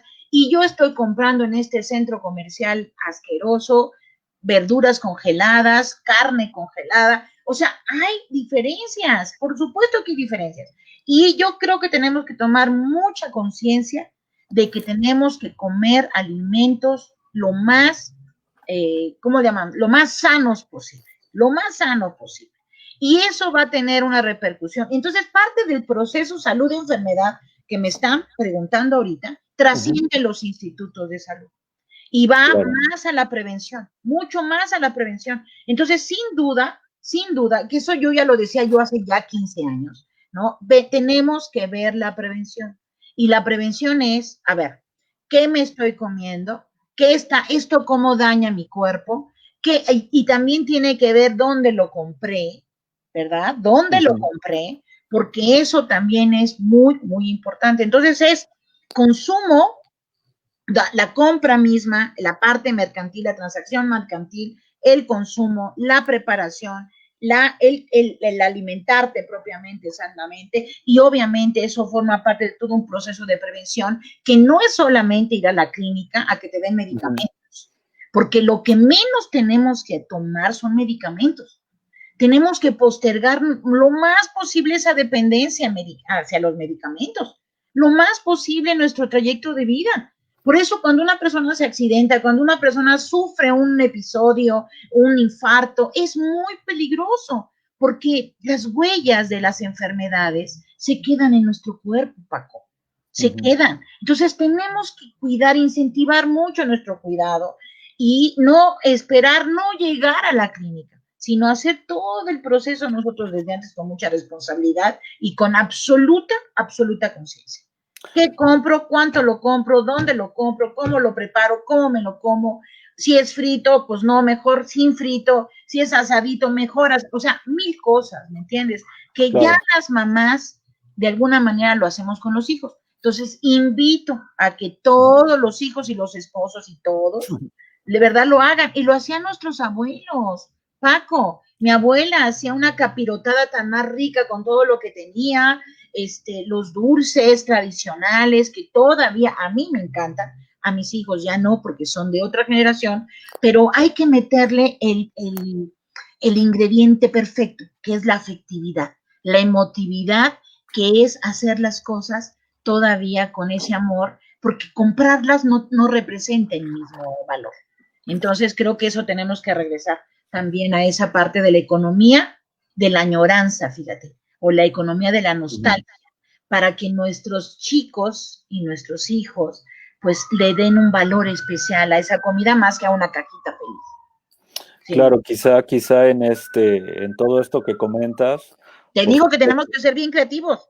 Claro, por supuesto que hay muchas oportunidades. Entre ellas, la más importante quizá es esto, como bien mencionas, de la prevención para retrasar lo más posible. La prevención es el 90%. Medidas médicas.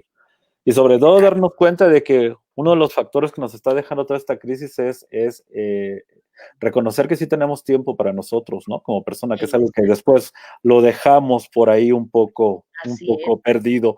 Oye, también acá tenemos otra pregunta que nos hace Margarita.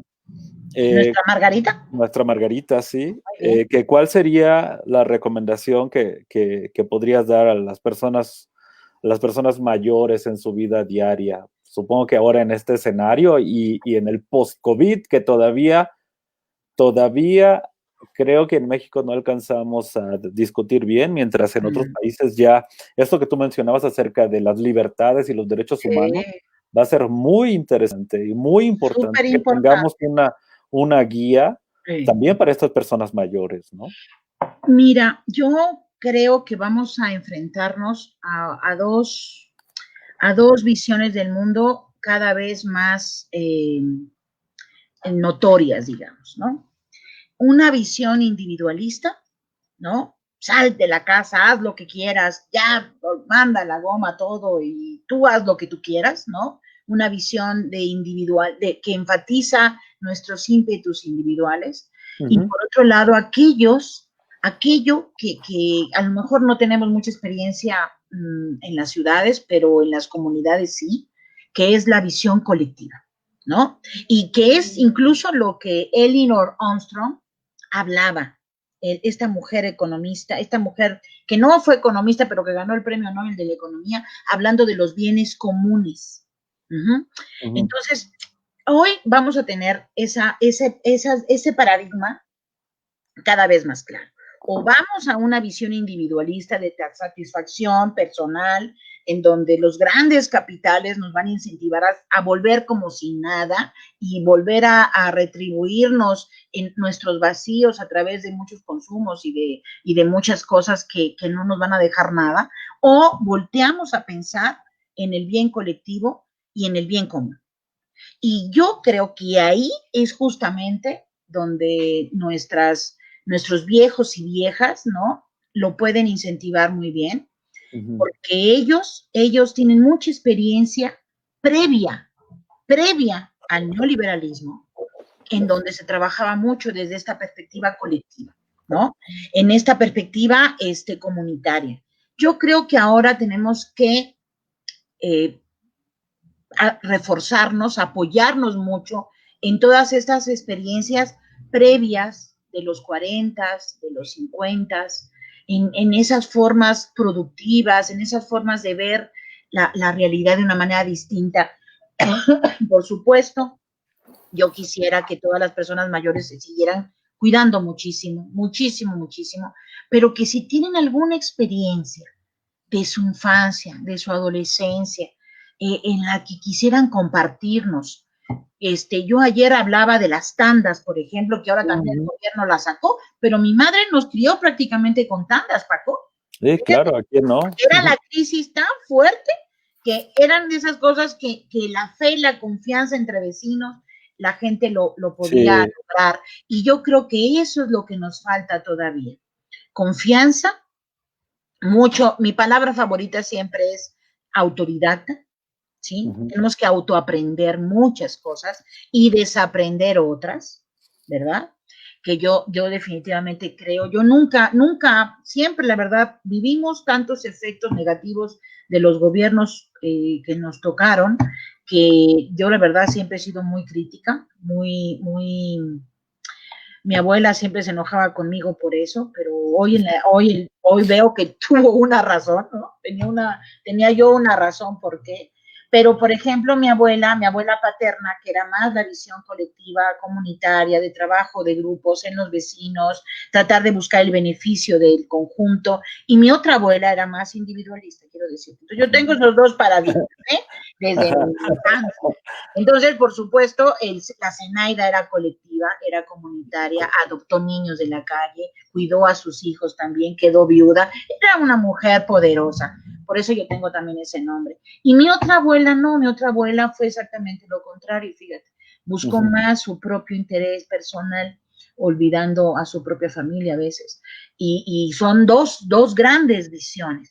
Yo creo que hoy tenemos que pensar en el bien común, en el bien colectivo, en el trabajo comunitario, con el distanciamiento físico, pero tratando de recuperar lo social de una manera productiva en donde todos nos podamos beneficiar y no como esa filosofía del cangrejo de que aplasto al otro para subir yo. No, tenemos que cambiar la mirada, tenemos que pensar mucho en las mujeres también, pensar en los grupos que tienen mayor desventaja y también entre las personas mayores, todos esas experiencias que ellas han tenido nos pueden servir mucho porque ellos son el acervo viviente de un México que pensaba ser, pero no fue.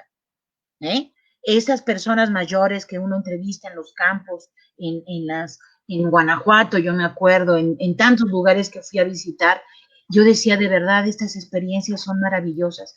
Hay muchas también de las organizaciones de la sociedad civil, Paco. Organizaciones que ahorita este gobierno no está tomando mucho en cuenta, pero que yo creo que lo va a tener que hacer en algún momento y que ahí están esas experiencias. Gente que trabaja con fundaciones y que también ha aportado en la sociedad. Entonces, yo creo que ahí sí tenemos mucho que apoyarnos y tratar de replicar en la medida de lo posible, porque yo sé que en lo social nada es replicable, claro. Las buenas experiencias, las buenas prácticas, ¿no? Que hay que hacer. Y por supuesto, bellotas, aunque ahorita no puedan salir ni verse como antes, mantengan su contacto por teléfono, con el teléfono normal que tenemos en casa, mantengan sobre todo esa unión, esa cohesión. Ahora, algo que va a ser muy complicado es conservar la cohesión en estos contextos. Y tenemos que hacer un esfuerzo muy grande en las familias, con los amigos. Bueno, ahora estamos hasta recuperando a los amigos perdidos en esta crisis. Y eso es bueno. Eso también es muy bueno. Entonces, todo eso, pensar siempre en nosotros, siempre recuperará pensar en nosotros mismos. La energía positiva se reproduce y te regresa. Muy bien, fíjate, ya para terminar, bueno, primero déjame decirles a quien nos preguntan si la plática se va a quedar colgada en Facebook, si se va a quedar colgada, la podrán ver más adelante, cuantas veces quieran, a la hora que quieran. Y fíjate que en esta última parte de tu intervención mencionabas una palabra que también es muy importante, lo de ser autodidacta. Creo que ahora más que nunca vamos a recurrir mucho a ello, pero también yo te quisiera que nos comentaras un poquito más el papel que juegan algunas instituciones, sobre todo las universidades, o principalmente las universidades, en el entendimiento de lo que pasa ahora, pero sobre todo de lo que va a pasar en el futuro, ¿no? También, sí. y particularmente que nos hables, claro, cómo dentro de este marco el SUIEP contribuye con las actividades académicas, con las actividades culturales, con la concientización no solo del grupo de académicos de las universidades, sino también de las personas, del público en general, ¿no? Claro. Pues mira, primero, la palabra autodidacta para mí es una de las más hermosas, porque cuando no había sistemas educativos en todo el país, las personas empezaban a aprender muchas formas no occidentales y a lo mejor no institucionalizadas de la educación, ¿no? Entonces las personas aprendían y transmitían sus saberes y sus conocimientos de una manera previa, fíjate, incluso al propio Vasconcelos y toda su campaña educativa a nivel nacional. Pero fíjate, cuando los migrantes se van a Estados Unidos, no saben inglés muchas veces, no terminaron la primaria acá y se van. Y tú dices, ¿cómo es que esta persona, con tantas desventajas, con un país tan racista, con un país donde ellos no entienden lo que dicen, han salido adelante? Y mi respuesta es que son autodidactas y que le echaron obviamente todos los kilos y aprendieron ellos mismos todo este proceso. Bueno, pues eso ha pasado con muchos grupos de la población que no han podido ir a la escuela, que han tenido que emigrar o que estuvieron en sus casas con discapacidad porque nacieron así, o algún accidente les llegó. Entonces ellos han podido instrumentar muchos de sus conocimientos a través de este proceso que se nos olvida que podemos hacer, que es aprender y tener esa curiosidad, que uno tiene que incentivarla mucho, Paco, en la escuela. Mi hija una vez hace muchos años me dijo, ay mamá, a ver, ¿qué es esto de la universidad? Si yo quiero ser bióloga, ¿por qué me mandan a un concierto? ¿No? ¿Por qué me mandan de pronto a oír, a ver tal cosa deportiva? Ah, digo, porque eso es la universidad, mi amor. No te comentaba yo hace un poco, Paco, de Frankenstein, ¿no? Te comentaba del cine, o sea, mil cosas que nos permiten aprender. No todo es estar frente a la computadora, ni todo es estar frente a un libro. Hay muchas cosas que uno puede aprender directamente, y bueno, ahorita no, porque estamos encerrados, pero que puedes ver que son totalmente distintas, ¿no? Leer un libro de poemas, leer una novela, de pronto estar escuchando un concierto, la historia de ese concierto o la historia de esa novela. Entonces, ser universitario implica tener conocimientos del universo, de todo lo que implica la universidad, el conocimiento universal. Y no solamente de la biología, porque si quieres ser técnica, pues entonces hay escuelas para que seas técnica, pero ya estás en la universidad.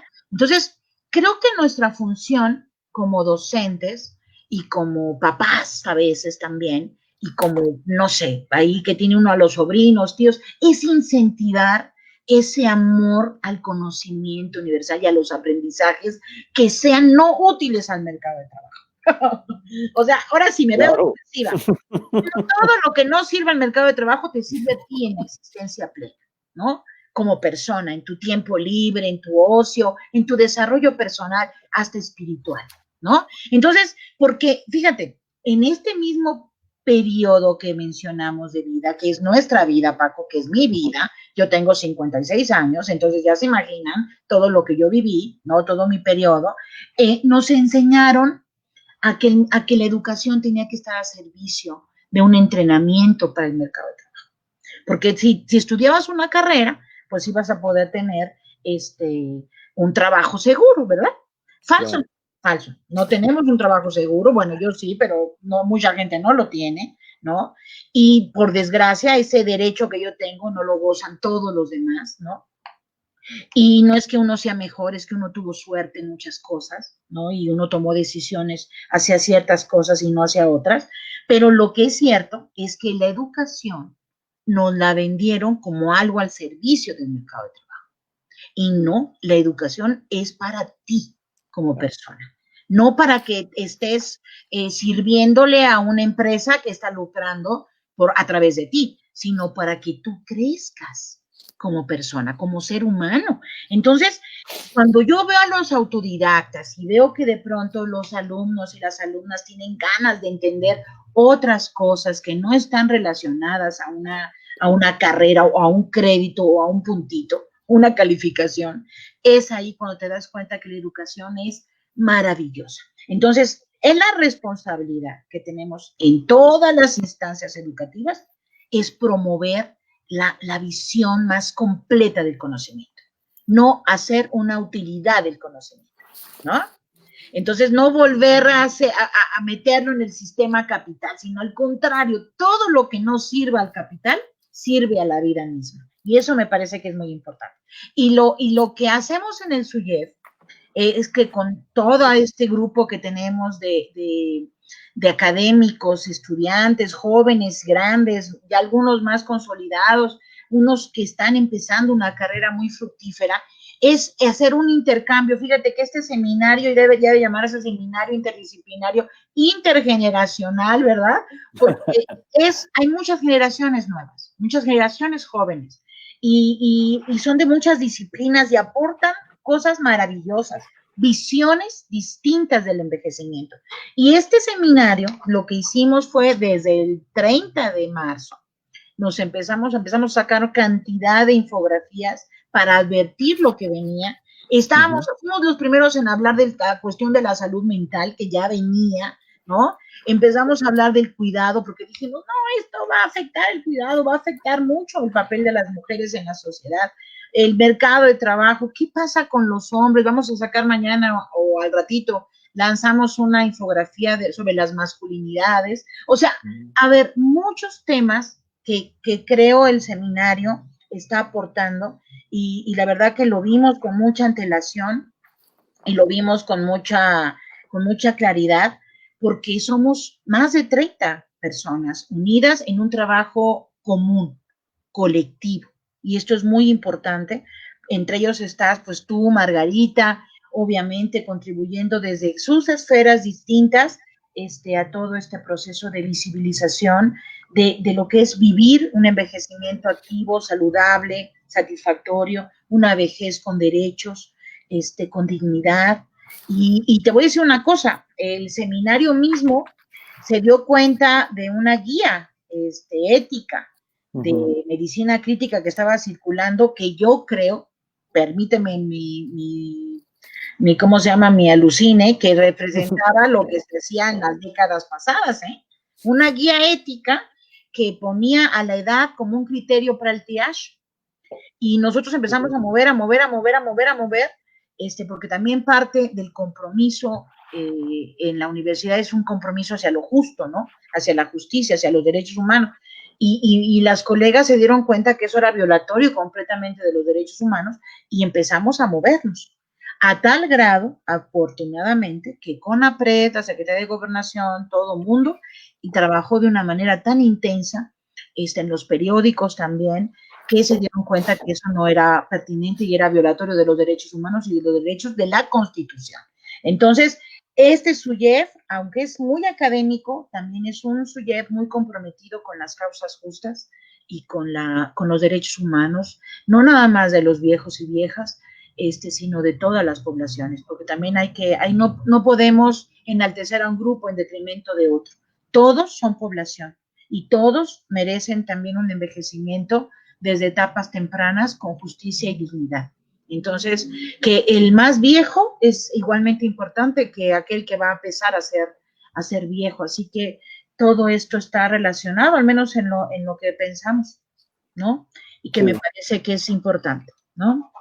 Claro, sí, yo estuve muy al tanto de los debates estos de la guía bioética. Sí, estuvo fuerte. Sí. Oye, no podemos dejar que termine esta charla sin darte el saludo muy cordial y querido de las bellotas. Mira, ya está apareciendo, ¿eh? Ay, lo veré al ratito. No sé si puedo poner aquí ocultar y de pronto ¿Puedo ver algo de la pantalla? Lo maneja acá Iván, pero ahí está, que te mandan un saludo y sí, muchas gracias por tu maravillosas, plática. maravillosas ahí, Ajá. de verdad, las extraño. Qué bueno que las vi, que las conocí, qué bueno que pudimos estar ahí con ustedes. Claro, claro. Y bueno, Verónica, pues como me decías antes de comenzar esta transmisión, pues podemos seguirnos ahí. Sí, ya viste que yo también sí. aquí nos podemos seguir, pero pues ahora tenemos que terminar ya con esta transmisión. Te agradecemos muchísimo. Yo personalmente soy muy afortunado, como has estado hablando de la suerte, soy muy afortunado de estar aquí, de representar a un grupo de colegas académicos y de todo un centro que sigue trabajando en la distancia. Aquí prácticamente no hay nadie, estamos separados. Te damos las gracias por compartir no solo tu conocimiento, sino tantas reflexiones. Yo te voy a enseñar que aquí ya me anoté algunas frasecitas, luego te las voy a compartir en el WhatsApp. Te voy a enviar un par de direcciones también. Y pues nada, muchísimas gracias de nuevo. No, pues al contrario, Paco, Margarita, Iván, muchísimas gracias, Margarita, por la invitación. De verdad que a mí me encanta estar haciendo este tipo de cosas. Es el trabajo del SUYEP, es mi trabajo, y pues yo me debo a ustedes, y mi salario, acuérdense, lo paga el pueblo mexicano. Por lo tanto, todo lo que yo pueda trabajar, muy bien. Muy bien, Verónica. Muchísimas gracias. Y también, por supuesto, además de darle las gracias a nuestra ponente, la doctora Verónica Montes de Oca, quiero agradecer a mis colegas y amigos que hacen posible esta transmisión aquí desde el CTBC, a Iván Bravo, Alejandro Díaz y a Lourdes Arteaga. Muchísimas gracias. Muchas gracias. A ustedes estuvimos al aire. Muchas gracias, Verónica. Espero que nos veamos pronto. Muy bien, ojalá que sí. Gracias. Bye.